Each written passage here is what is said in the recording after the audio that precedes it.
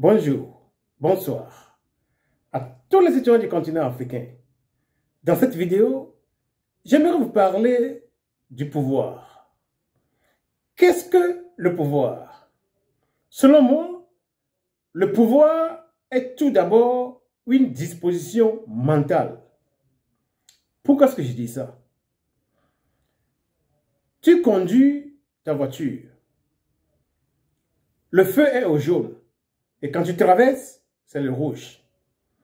Tu te vois arrêté par un monsieur qui porte un certain uniforme. Un monsieur que tu n'as jamais vu, que tu ne connais pas.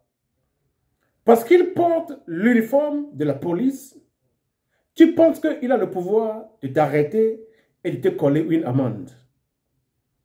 Or, ce policier ne va même pas te présenter sa carte professionnelle. Tu ne le connais pas.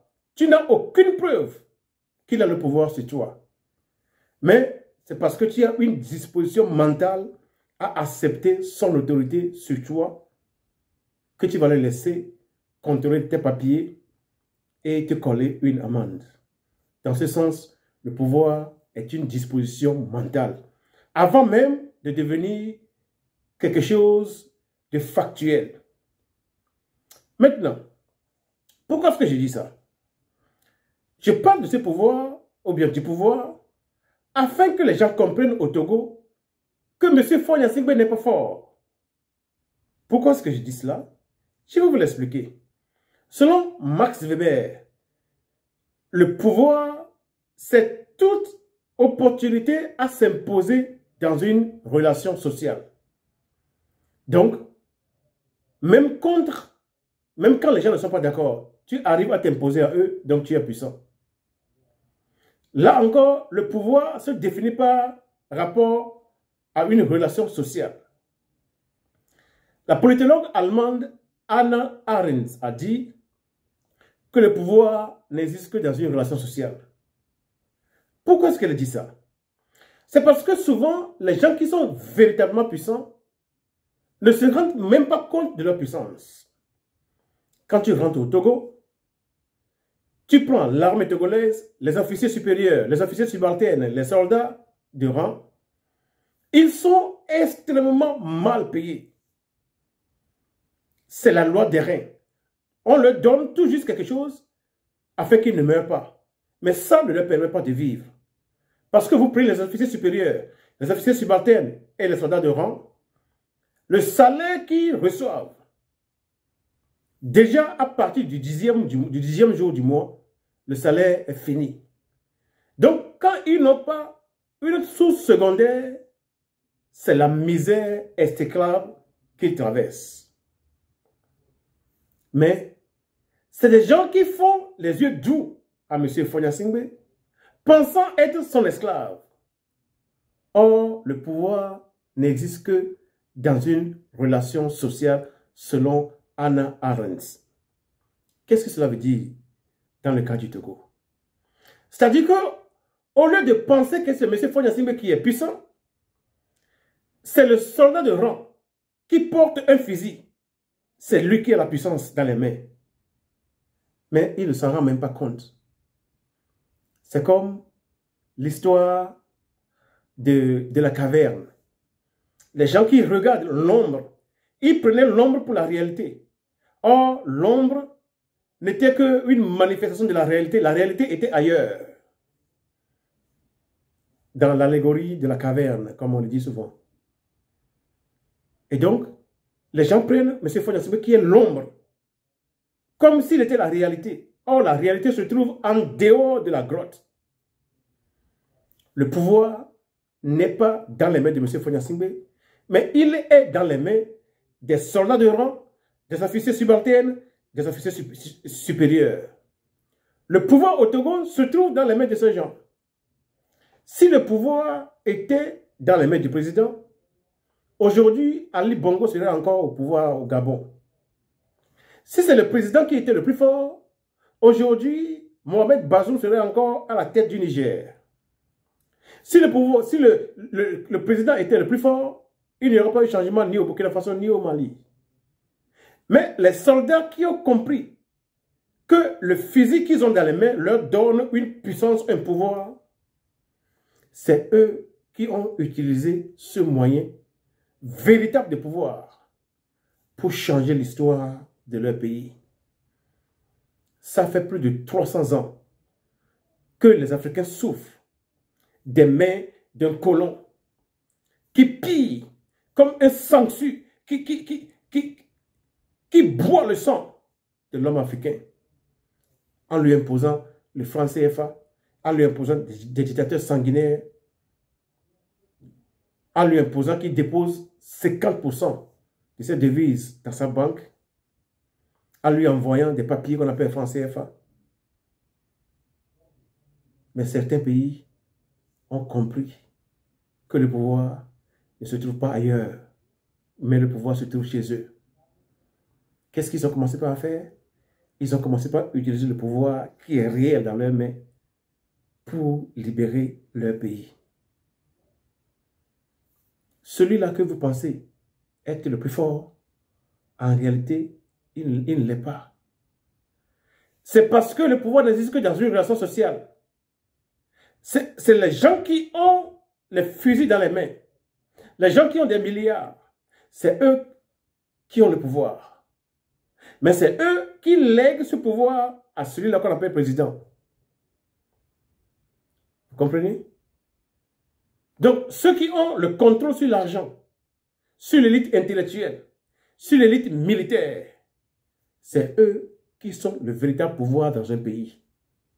Le président, on n'a pas le droit de l'adorer. On n'a pas besoin d'avoir peur de lui. Il faut que les Togolais se dépatissent d'une telle peur. Le plus fort au Togo n'est pas M. Faure Gnassingbé Eyadema, qui envoie un soldat aujourd'hui en prison, l'autre en exil. Ce n'est pas lui. Ce n'est pas lui qui envoie nos soldats se faire tuer, mal équipés, se faire tuer par les petits djihadistes au nord du Togo. Si M. Faure Gnassingbé était le plus puissant, si c'est lui qui avait le pouvoir, quand les djihadistes sont venus au nord du Togo, c'est lui-même qui allait aller là-bas. Mais lui, il sait que le pouvoir se trouve dans les mains des militaires. C'est pourquoi il envoie les militaires se faire tuer par les djihadistes. Il sait qu'il n'a pas le pouvoir. Il n'a qu'une représentation mentale du pouvoir. Bob Marley disait, deliver yourself from mental slavery. Il faut se délivrer de l'esclavage mental. C'est mentalement que les Togolais se sont mis en esclavage, pensant qu'au Togo, c'est M. Faure Gnassingbé Eyadema qui est le plus puissant. Sinon, en réalité, les véritables puissants au Togo, c'est les soldats de rang, les officiers subalternes et les officiers militaires. Voilà où se trouve le pouvoir, en fin de compte. Maintenant, quand on prend le pouvoir judiciaire, le système judiciaire au Togo, eux, ils ont aussi un point de pouvoir. Mais eux aussi là-bas, ils pensent que c'est M. Faure Gnassingbé qui est puissant. Donc, au lieu de servir le pays, ils préfèrent peut-être servir M. Faure Gnassingbé au détriment du pays. Parce qu'ils pensent, à tort, que c'est M. Faure Gnassingbé qui est puissant et qu'ils lui doivent. Or, dans l'appareil judiciaire, ils ont un point de pouvoir dans le pays. Il faut se réveiller. Il faut se réveiller au Togo. Dans ce pays-là, les gens ont l'argent, ces terres ont l'argent, des milliards.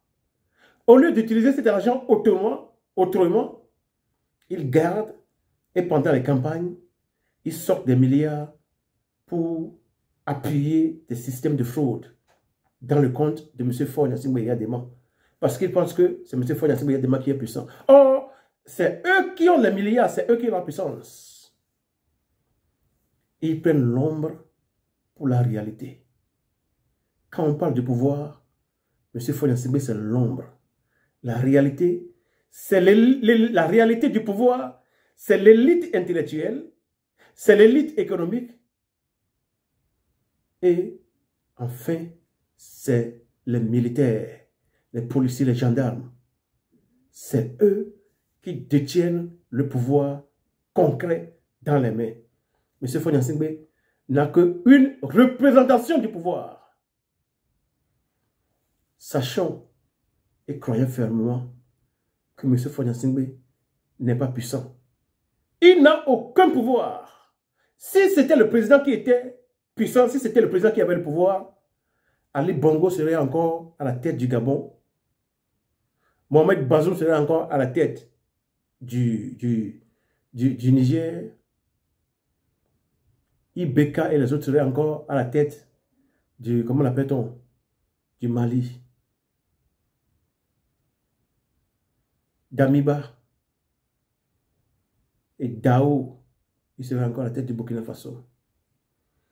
Mais les soldats de ces pays, les soldats de rang, les officiers subalternes, les officiers supérieurs ont compris que le véritable pouvoir se trouve dans leurs mains. Ils l'ont utilisé pour changer l'histoire de leur pays. Jusque-là, 1 kilogramme d'uranium pris au Niger se vendait à 520 francs CFA. Maintenant que ces gens ont pris le pouvoir, l'uranium du Niger est vendu au prix normal, 200 € le kilogramme, 130 000 francs, 131 000 francs CFA le kilogramme. Pendant plus de 100 ans que la France fait ce business au Niger, imaginons que au lieu de 520 francs CFA, la France payait les 200 €, les 130 000 francs. Aujourd'hui, le Niger serait un des pays les plus riches de la terre. Maintenant, ça a commencé. Et ça a commencé par où? Le pouvoir est une représentation mentale. On a trompé les gens.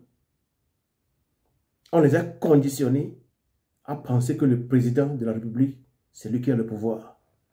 Donc, tout le monde converge son pouvoir vers ce monsieur. Or, en réalité, quand on parle de pouvoir, celui qui est la tête du pays, il n'est que l'ombre. La réalité du pouvoir, c'est dans les mains des gens qui contrôlent l'argent. C'est dans les mains de l'élite intellectuelle. Et finalement, c'est dans les mains des soldats de rang, des officiers subalternes et des officiers supérieurs. Donc, si vous voulez vous demander où se trouve le pouvoir au Togo, il ne faut jamais penser à M. Fonia Singbe. Il n'est pas le plus puissant. Il n'a pas le pouvoir. Le pouvoir, c'est dans nos mains. C'est dans les mains du peuple. C'est pourquoi on fait une élection. Donc, c'est le peuple qui choisit. La personne que le peuple choisit maintenant devient président et entouré par les soldats qui ont le pouvoir. Et il peut travailler pour le pays. Le pouvoir part du peuple. Le pouvoir, c'est aussi dans les mains de l'élite économique. Le pouvoir, c'est aussi dans les mains de l'élite intellectuelle. C'est pourquoi quand les gens qui sont dans le régime commencent par faire défection, le régime tombe. Le pouvoir, en dernier ressort, c'est dans les mains des, comment l'appelle-t-on, des soldats de rang, des officiers subalternes et des officiers supérieurs. Je pense qu'avec cette vidéo, les Togolais ont compris où se trouve le pouvoir. Il faudra l'utiliser pour changer le cours de l'histoire de notre pays, le Togo. Parce que, jusqu'à présent, les Togolais meurent de faim. Notre pays est classé comme un des pays les plus pauvres sur la terre. Or, nous avons l'uranium, nous avons le fer, nous avons le pétrole, le clinker, nous vendons de l'or, le diamant, la bauxite, le manganèse. C'est inadmissible. Si on a une autre personne, d'autres personnes à la tête du Togo, les richesses du pays ne seront plus bradées, mais elles seront vendues au prix du marché international. Je vous donne l'exemple de l'uranium du Niger. Pour 1 kilo, la France payait 520 francs CFA. La France revendait ce kilogramme à 130 000 francs CFA sur le marché international. Donc, le véritable prix du kilogramme de l'uranium, c'est 130 000 francs CFA. La France donnait seulement 520 francs CFA au Niger. Comment est-ce que le Niger peut se développer? Comment est-ce que les Nigériens peuvent manger à leur faim? Comment est-ce qu'il peut y avoir des hôpitaux? Comment est-ce qu'il peut y avoir des routes? Comment est-ce qu'il peut y avoir des écoles de formation pour les enfants? C'est la même chose qui se pratique chez nous au Togo. Ceux qui ont le pouvoir doivent savoir qui ils sont. Et je l'ai dit, c'est l'élite économique, l'élite intellectuelle. Et en dernier ressort, le pouvoir se trouve dans les mains des soldats de rang, des officiers subalternes et des officiers militaires. C'est pourquoi, au Gabon, Ali Bongo n'est plus à la tête du pays. Au Niger, Mohamed Bazoum n'est plus à la tête du pays. Au Burkina Faso, ce n'est plus Damiba. Au Mali, ce n'était plus Ibeka. Mais d'autres personnes qui sont là.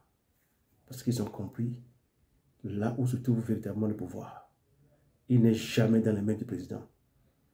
Alors que les Togolais cessent de penser que M. Faure Gnassingbé est puissant. Il est puissant comment? Selon Hannah Arendt, le pouvoir n'existe que dans une relation sociale. C'est d'autres personnes qui convergent le pouvoir vers M. Faure Gnassingbé pour qu'il se sente puissant. Au Togo, on a égorgé un officier supérieur dans le camp le plus sécurisé du Togo. Jusqu'à présent, rien n'est fait. Au Togo, on a tiré sur les gens. Sinandale Gouyano, Djoti Sinalengue, Tavio Amouré, Docteur Makati Lepe. On a tiré sur les gens à Fleur-au-Jardin. On a tiré sur les gens à Baie, jeté dans la lagune de Baie. Rien n'est fait. Dans ces moments, M. Faure Gnassingbé sait qui a le pouvoir. Quand il y a élection et que le peuple qui a le pouvoir donne le pouvoir à une personne et que Faure Gnassingbé veut lui arracher ce pouvoir, qui il envoie? Qui il envoie pour tuer le peuple? C'est le soldat de rang, les officiers subalternes, les officiers supérieurs. Parce que M. Faure Gnassingbé sait qu'en lui, il n'y a aucun pouvoir. Que le pouvoir se trouve dans les mains des soldats de rang, des officiers subalternes et des officiers supérieurs. C'est pourquoi quand son fauteuil présidentiel est en train de tomber, lui-même, il ne va pas. Il n'envoie pas les politiciens de unir, mais il envoie les soldats pour faire le mal. L'heure a sonné pour que ces gens qui sont maltraités, les policiers, les gendarmes, les militaires togolais, le salaire qu'ils perçoivent, ça fait pitié. Ça fait pitié. Que ceux-là qui mettent leur vie en danger pour que le Togo soit protégé, ils vivent dans des conditions de travail et des conditions de vie misérables. C'est inadmissible. Les choses ont changé. Il faut voir seulement le Ghana. Les conditions dans lesquelles l'État ghanéen a mis les policiers, les militaires ghanéens, comparé là à ces conditions des policiers, des gendarmes, des militaires togolais, vous allez pleurer pour les nôtres. Or, c'est les gens, quand ça tire quelque part et que le peuple, les civils fuient, eux, ils accourent vers là où ça tire. Ils sont là pour mettre leur vie pour le salut, pour la sauvegarde du peuple togolais. Le salaire qu'ils perçoivent, c'est selon la loi des reins. C'est inadmissible. Le pouvoir, ce n'est pas dans les mains de M. Faure Gnassingbé, mais c'est dans vos mains. Soldats de rang, officiers subalternes, officiers supérieurs. Le pouvoir au Togo, il se trouve dans vos mains. Désormais, vos yeux sont ouverts.